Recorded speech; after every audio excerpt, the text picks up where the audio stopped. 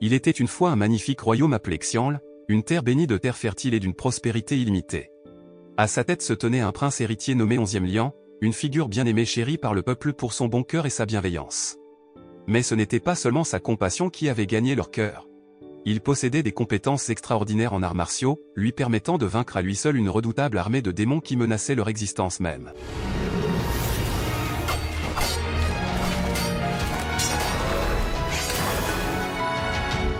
La nouvelle du triomphe de 11e Lian s'est répandue comme une traînée de poudre, atteignant même l'empereur céleste, qui a vu en lui un grand potentiel.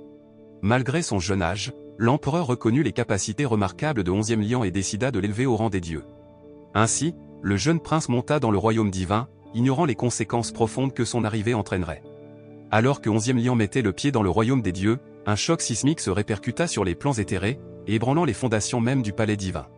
L'impact était si immense que des parties de la demeure céleste se sont effondrées et brisées sous la force. Instantanément, 11e Lian s'est retrouvé au centre du dédain et de l'hostilité des autres dieux, qui nourrissaient du ressentiment envers lui pour les ravages qu'il avait involontairement causés. Au cours de la troisième ascension de 11e Lian vers la divinité, il rencontra un officier céleste nommé Lin Gwen. Elle, émissaire du royaume divin, a expliqué les conséquences catastrophiques du choc précédent. Lin Gwen l'a informé qu'il devait réparer les dommages causés en compensant par un système de crédit au mérite. Ces crédits pouvaient être obtenus à partir d'offrandes faites par les humains aux dieux.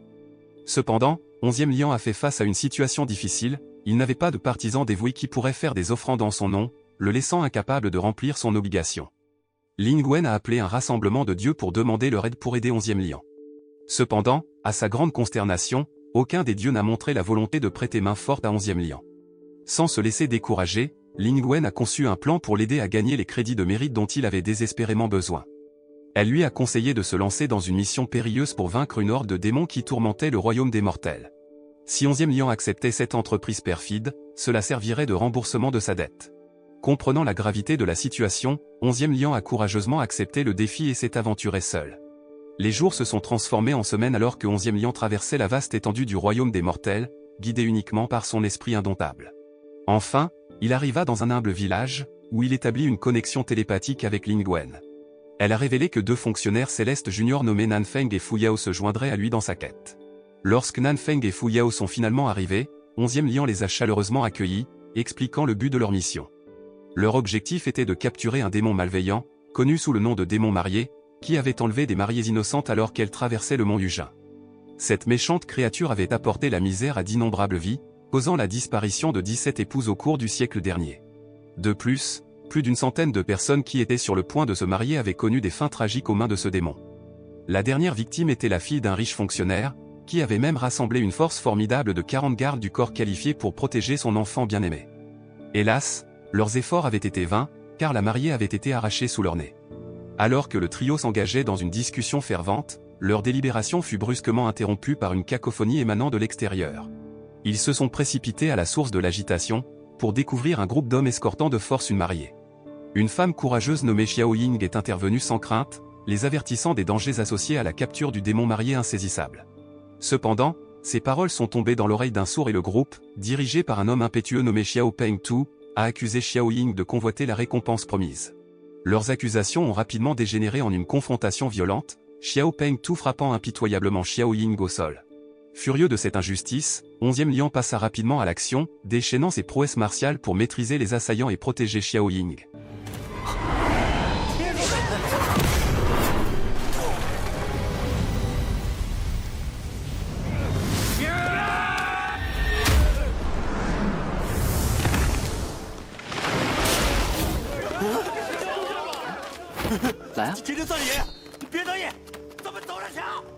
À une autre occasion, la curiosité obligea 11e Lian à s'enquérir de l'endroit où se trouvait le légendaire temple du général Ming Gang. Il s'est approché des villageois avec de l'espoir dans ses yeux, mais leurs expressions perplexes ont révélé leur manque de conscience. Ils ont professé leur ignorance concernant l'existence du temple, déclarant que leur seul lieu de culte était le temple Nanyang. Sous le couvert de la tombée de la nuit, 11e Lian, Nanfeng et Fu Yao ont décidé de se rendre au temple indiqué par les villageois. À leur arrivée, un sentiment de malaise s'empara de 11e Lian, car la figure coutumière de l'autorité, le général estimé du temple, était manifestement absente. Intrigué par cette absence particulière, 11e Lian a contacté Lin Gwen par le biais de leur connexion télépathique, cherchant des conseils. La voix de Lin Gwen a résonné dans son esprit, révélant une vérité surprenante, le démon marié occupait la position de deuxième rang parmi les démons les plus malveillants. Capable de faire des ravages s'il n'était pas contesté. Armé de ces nouvelles connaissances, le trio a méticuleusement conçu un plan pour attirer et piéger le démon traître. 11e lion, avec une détermination résolue, a fait le choix audacieux de se déguiser en épouse vulnérable, attirant le démon dans leur emprise.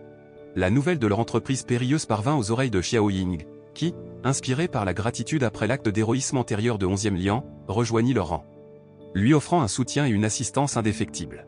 Une fois tous les préparatifs nécessaires terminés, ils n'ont pas perdu de temps et se sont lancés dans leur voyage vers le mont Yujin, demandant l'aide des habitants pour porter le palanquin de la mariée.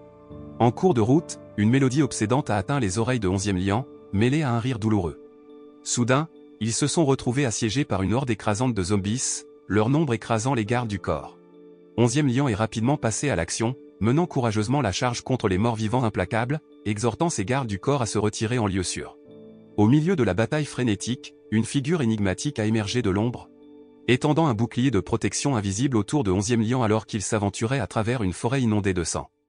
L'esprit de 11e lion rempli d'intrigue, s'interrogeant sur les motivations et l'identité de cette personne mystérieuse. Alors que leur pas ralentissait, la silhouette tendit la main, apparemment déterminée à dévoiler la face cachée de 11e lion. Réagissant rapidement, 11e lion a instinctivement frappé, seulement pour assister à la transformation miraculeuse de la silhouette en un papillon radieux, émettant une lueur éthérée. La perplexité envahit 11e lion, son esprit tourbillonnant de confusion. Si cette entité énigmatique était vraiment le démon du marié, alors les créatures malveillantes qu'ils avaient rencontrées sur leur chemin auraient dû attaquer sans relâche. Cependant, les monstres semblaient trembler de peur. Peu de temps après, un papillon blanc délicat est apparu, guidant gracieusement 11e lion vers l'insaisissable temple Minggang. L'anticipation coulant dans ses veines, il entra et fut immédiatement accueilli par un spectacle étonnant. Devant lui se tenaient les 17 mariés qui avaient disparu sans laisser de traces, leur présence jetant une aura surréaliste. Intrigué, 11e lion s'est lentement approché de l'une des mariées et a soigneusement dévoilé son couvre-chef, seulement pour être accueilli par un chant mystique qui a résonné dans ses oreilles. Comme si c'était un signal, l'écho des pas qui s'approchaient atteignit ses oreilles, incitant 11e lion à se positionner rapidement au milieu des mariés, cherchant refuge au milieu d'elles. Soudain, une ombre mystérieuse se matérialisa, puis disparut en un clin d'œil alors que 11e lion se lançait désespérément à sa poursuite, déterminé à percer son énigme.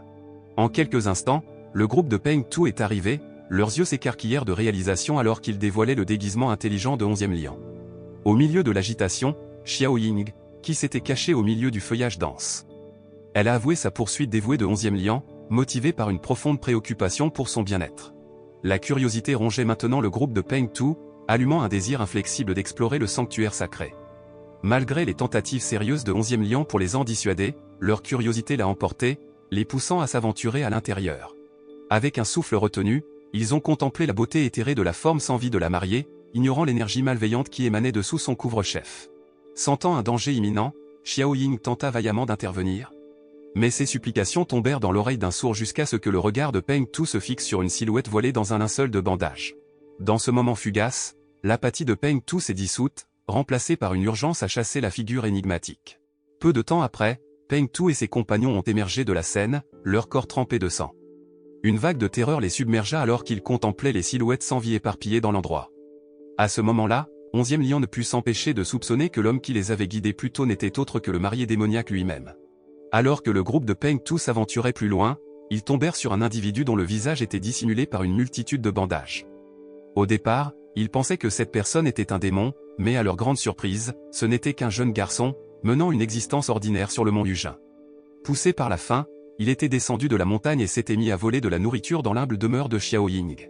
En voyant le visage du garçon, marqué par des blessures, Xiao Ying s'est gentiment occupé de ses blessures et a diligemment enveloppé ses blessures dans des bandages. En raison de son apparence non conventionnelle et de ses difficultés d'élocution, les villageois l'ont évité par peur, l'exhortant à se retirer dans la sécurité de la montagne.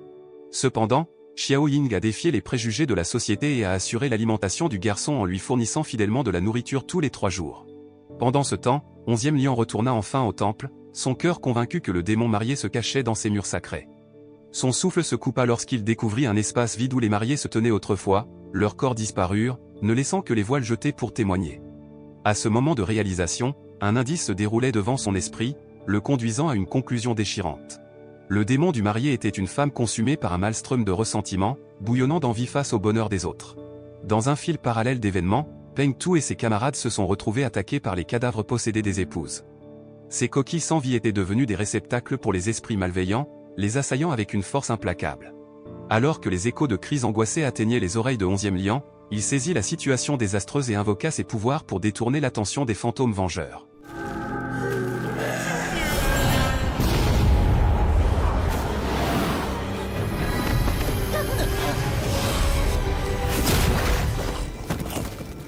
Avec un esprit résolu, il referma méticuleusement les voiles sur les têtes décapitées, enfermant les mauvais esprits dans une tentative désespérée de rétablir la paix. Après s'être occupé de la sombre tâche de s'occuper de la dépouille de la mariée, 11e Lian a contacté Lin Wen, cherchant des informations sur le général Ming Guan. À sa demande, elle a démêlé un conte des annales du passé.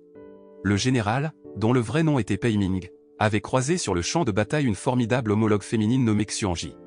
Lorsque Xuanji a fait face au désespoir d'être capturé et a cherché à mettre fin à ses jours, c'est Pei Ming qui est intervenu, tentant d'arrêter sa décision tragique. Alors que la guerre touchait à sa fin, Pei Ming fit le choix fatidique de libérer Xuanji. Cependant, sa nature férocement compétitive l'a obligé à défier constamment Pei Ming, leurs affrontements de volonté évoluant vers un amour profond. Lorsque Xuanji a décidé de forger un lien engagé avec Pei Ming, son cœur a été brisé alors qu'il partait brusquement, provoquant la transformation de leur nation en adversaire et endurant des épreuves indicibles. Alors que 11e Lian engageait une conversation avec Lin Wen, un assaut soudain lui tomba dessus, un linceul sombre de fumée tourbillonnante, incarnant l'esprit de Xuanji, qui s'accrochait à l'espoir persistant que Pei Ming viendrait la retrouver une fois de plus.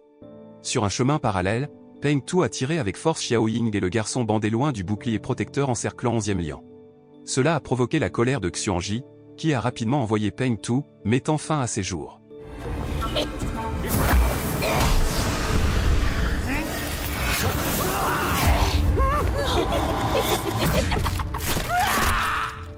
Alimenté par des siècles de fureur refoulée, Xuanji a de nouveau lâché son agressivité sur 11e Lian, motivé par son implacable anticipation du retour de Pei Ming. Pendant ce temps, Xiao Ying, témoin de la situation difficile de 11e Lian, s'est courageusement efforcé de le sauver. Mais ses vaillants efforts ont été accueillis par le coup fatal de la main de Xuanji.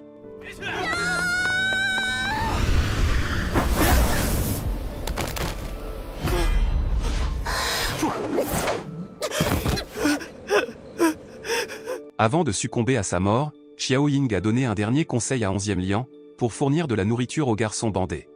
Simultanément, les pouvoirs vengeurs qui avaient pris le contrôle de Xuanji la rendaient immensément redoutable, rendant les humains ordinaires impuissants en sa présence. Xuanji et 11e Lian se sont engagés dans une bataille ardue qui semblait sans fin, leurs affrontements résonnant avec une force implacable. Cependant, leur confrontation a pris une tournure imprévue lorsqu'une divinité est descendue du général Pei, provoquant une douleur atroce pour Xuanji et les corps sans vie de la mariée. Hélas, malgré l'arrivée du dieu, le désir de Xuanji resta insatisfait, car le dieu portait la lignée de Pei Ming mais n'était pas l'homme qu'elle attendait depuis si longtemps. Les descendants du général se sont avancés, mettant en lumière les véritables complexités de la situation impliquant la trahison de Xuanji envers sa propre nation pour le bien de Pei Ming. Dans le passé, Pei Ming avait comblé Xuanji de gentillesse, entretenant un lien qui l'a amené à aspirer à une relation engagée. Cependant, il détestait les femmes affirmées et la nature volontaire de Xuanji se heurtait à ses désirs. Il a impitoyablement exigé qu'elle retourne dans son pays natal, la laissant le cœur brisé et se sentant comme si ses sacrifices ne signifiaient rien pour lui. Incapable d'accepter la décision de Pei Ming, Xuanji a eu recours à des blessures auto-infligées, se coupant les jambes dans un acte de désespoir, choisissant finalement de mettre fin à sa propre vie comme moyen d'infliger de la douleur à Pei Ming. Dans le présent, après avoir raconté l'histoire du passé tragique de Pei Ming et Xuanji, les descendants du général ont escorté Xuanji loin des lieux. Le jour suivant, 11e Lian, accompagné de ses deux fidèles gardes du corps et des villageois, a tendrement déposé le corps de Xiao Ying dans un enterrement solennel. De plus, il est résolu d'offrir de l'aide au garçon bandé qui souffrait d'une affection faciale qui le tourmentait depuis des siècles. Il est apparu que le garçon avait enduré une existence s'étendant sur des centaines d'années. Dans cet esprit, 11e Lian entreprit un voyage de retour vers le royaume céleste, poussé par la détermination de percer les mystères entourant le garçon affligé par l'ancienne peste. Pendant ce temps, au milieu du royaume divin, les dieux se sont engagés dans un débat fervent entourant la révélation du démon Kuirong et la découverte par 11e Lian du ravi Xuanji sur la montagne Yujin. Alors que 11e Lian racontait qu'il avait entendu l'esprit de la mélodie obsédante du jeune garçon, les autres dieux ont rejeté ces affirmations, les attribuant à de simples hallucinations. En outre, 11e Lian s'est enquis de la figure énigmatique connue sous le nom de jeune papillon de cristal, qui portait le nom de Hua Cheng. À l'insu de 11e Lian, Hua-Cheng était l'un des 4 redoutables rois démons, semblables à Kui-Rong, qui avaient provoqué la chute du royaume Xianle. Notamment, le papillon de cristal, également connu sous le nom de papillon de l'esprit de la mort, dominait ces 2 rois démons, régnant en tant que leur maître. Dans les annales de l'histoire, Hua-Cheng avait hardiment défié 35 dieux célestes. Parmi ceux-ci, 33 dieux ont accepté le gant, mais beaucoup d'entre eux ont subi une défaite. Les répercussions ont été graves, entraînant une destruction généralisée, car plusieurs dieux ont violé l'accord pour honorer leur défaite. En réponse, Hua-Cheng a mis le feu aux temples dispersés dans tout le royaume terrestre, car ses sanctuaires et ses actes de culte ont servi de sang, la source même d'énergie pour les dieux célestes. Après sa rencontre avec les dieux, 11e Lian a croisé le chemin de Ling Wen, qui a annoncé de façon surprenante que toutes ses dettes avaient miraculeusement été réglées. Cette révélation a déconcerté 11e Lian, car la mission sur le mont Yujin n'aurait pas dû suffire à elle seule à effacer ses dettes.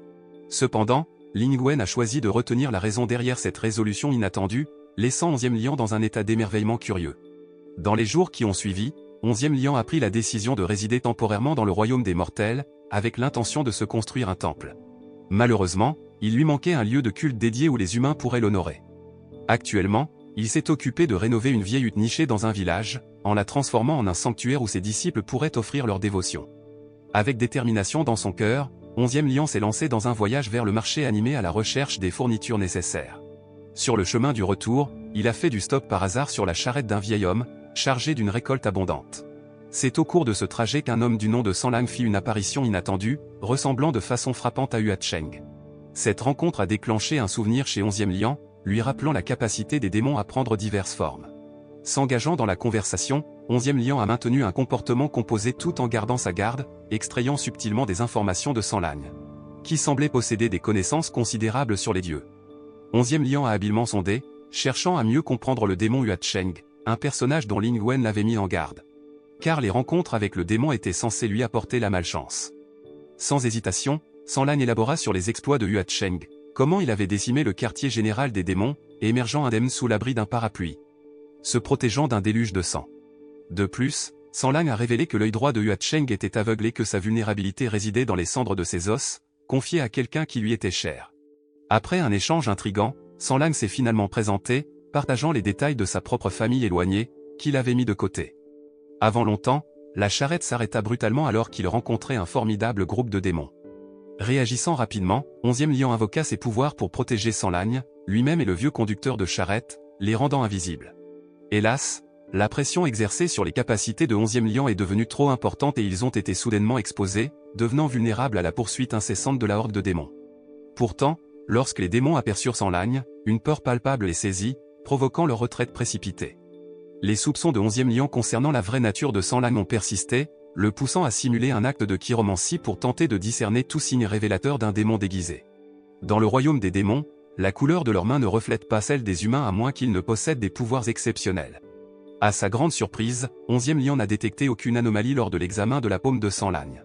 Juste au moment où Sanlang se préparait à partir, 11e Lian lui adressa une invitation, l'exhortant à se réfugier dans le temple, alors que la nuit était sur le point de venir.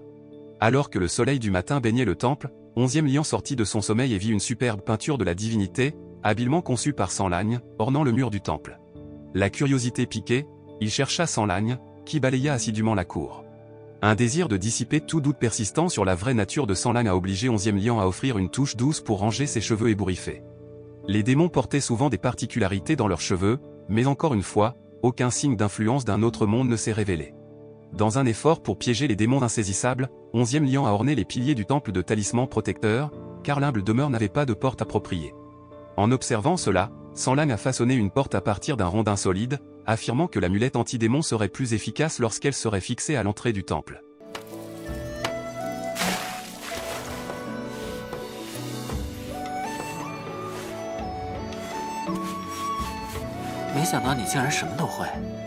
Alors que le duo se reposait après leur rénovation diligente du temple, la nouvelle s'est répandue parmi les habitants de la capacité réputée de 11e Lian à bannir les démons.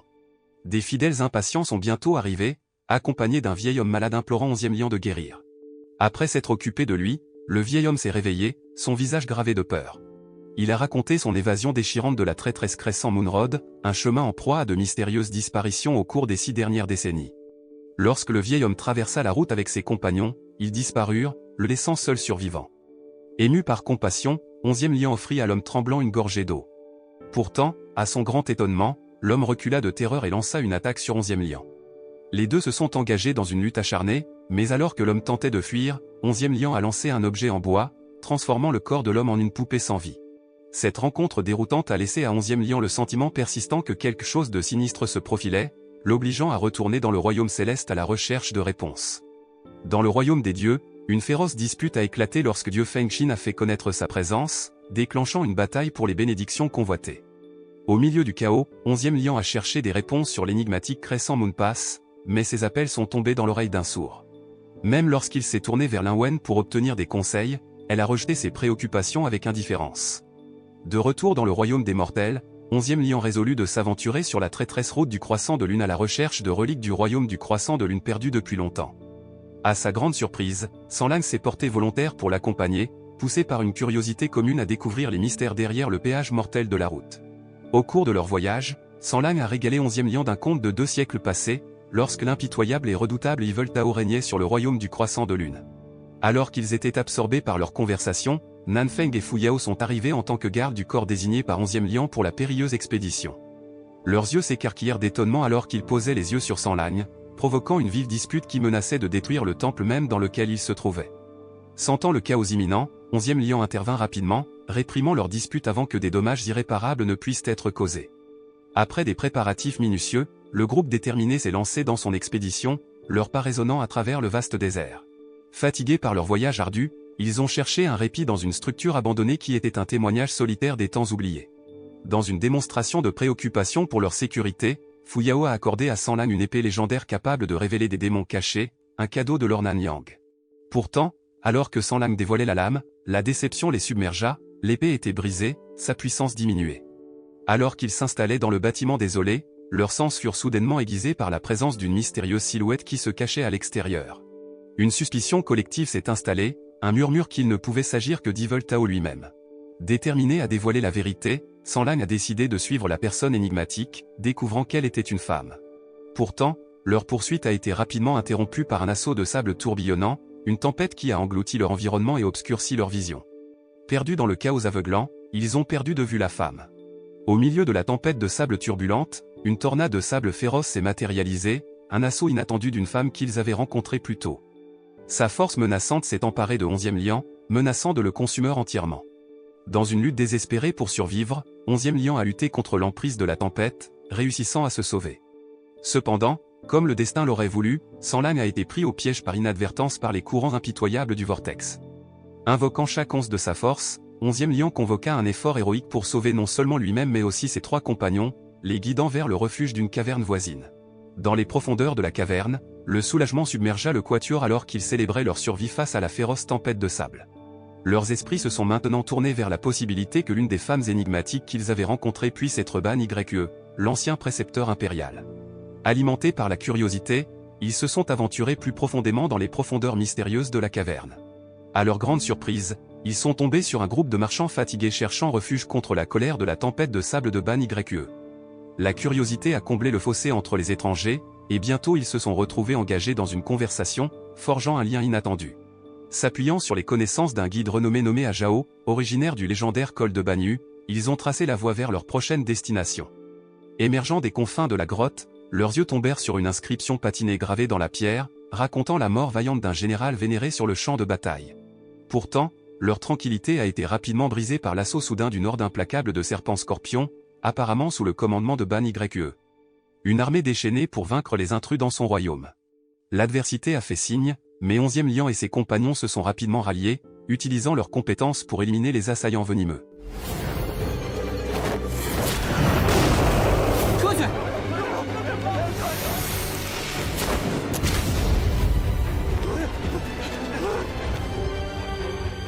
Cependant, l'un des marchands, Zeng, a été victime de la morsure venimeuse d'un serpent scorpion. Désespérés de trouver un remède, ils ont jeté leur dévolu sur les ruines du royaume autrefois glorieux de Banyu, où un antidote les attendait. Unis dans un but, 11e lion et ses compagnons ont conçu un plan pour s'aventurer, aidés par les conseils d'Ajao, alors qu'ils se lançaient dans un voyage perfide vers les ruines royales légendaires. Leur destin entrelacé avec les vestiges d'un royaume Banyu. Au fur et à mesure de leur voyage, une rencontre fatidique les attendait, une confrontation avec deux femmes énigmatiques qui cherchaient à entraver leur progression. Dans un acte de bravoure désintéressé, Nanfeng s'est vaillamment sacrifié pour faire diversion, permettant à 11e Lian et aux autres de continuer vers leur destination.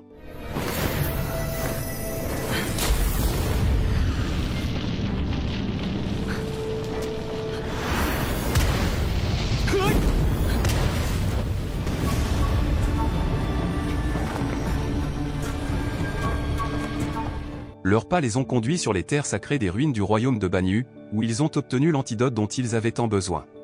Au grand étonnement de 11e Lian, il découvrit que le groupe de marchands qu'il avait averti de rester derrière lui l'avait fermement suivi, leur détermination inébranlable. Ensemble, ils ont administré l'antidote, pansant leurs blessures et revitalisant leurs esprits. Cependant, leur répit fut de courte durée, car un bataillon de troupes Banyu, dirigé par le redoutable général Kemo, tendit une embuscade au groupe de 11e Lian. Les lois impitoyables du royaume de Banyu interdisaient la présence d'étrangers et le groupe s'est retrouvé empêtré dans une épreuve par le feu. Au milieu du chaos, 11e Lian a été contraint d'assister à la perte déchirante de Fa Yao et de Sanlang, jetés dans les flammes du jugement en tant qu'ennemis de Banyu.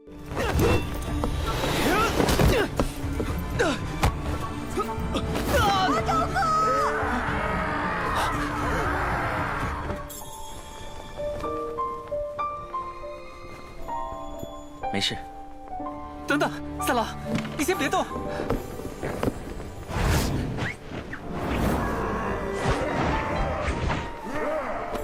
三郎！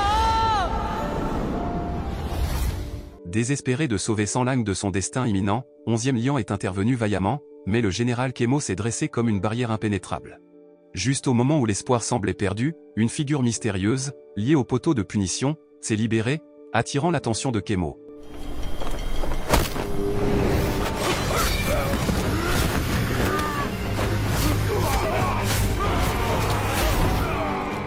Dans ce moment fugace de distraction, 11e Lian a saisi l'opportunité, utilisant l'évasion du nouvel allié comme un moyen de se libérer des griffes de Kemo. Piégés dans une lutte désespérée, 11e Lian et Kemo sont tombés dans les flammes brûlantes du jugement, leur conflit s'intensifiant jusqu'à un point culminant périlleux. Pourtant, la fortune leur a souri lorsque Sanlang est rapidement intervenu. Avec une détermination inébranlable, il a sauvé 11e Lian des griffes des flammes, unissant leurs forces pour vaincre leur redoutable ennemi, Kemo. Grâce à une détermination farouche, Kemo a finalement vu la raison et a choisi de collaborer, réalisant la situation désastreuse qui sévissait dans le royaume de Banyu. En ce moment critique, Kemo a dévoilé les origines du conflit entre le royaume Banyu et le royaume Yaohan. Pendant ce temps, la femme énigmatique qui avait échappé au supplice du poteau punitif entra de son plein gré dans l'enfer déchaîné du jugement. Au grand étonnement de 11e Lian, il découvrit que cette femme n'était autre que Ban Yue, désormais transformée en un démon vengeur dégageant une aura de colère. La révélation a envoyé des ondes de choc à travers l'être de 11e Lian, alors qu'il découvrait la vérité derrière les personnages énigmatiques qu'il avait rencontrés dans le désert. Il est devenu clair que leur présence n'avait aucun lien avec le royaume de Banyu. Fu Yao, apparaissant au milieu des flammes, a révélé des informations cruciales sur le passé de Ban Yue, révélant son identité en tant qu'ancien camarade d'armes de 11e Lian, le général Hua. Tel qu'inscrit dans l'ancienne grotte.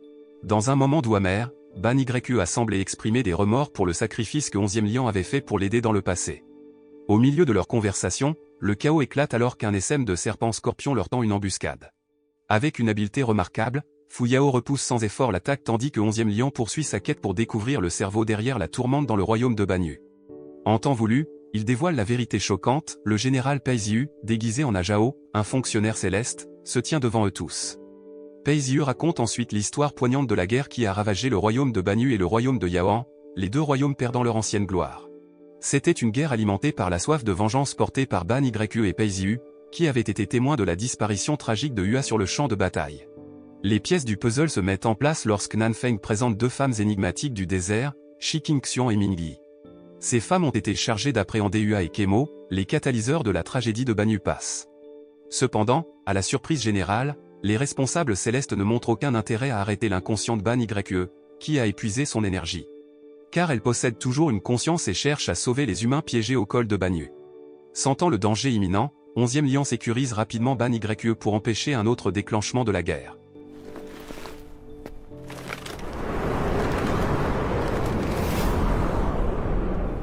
Ban Yue，生。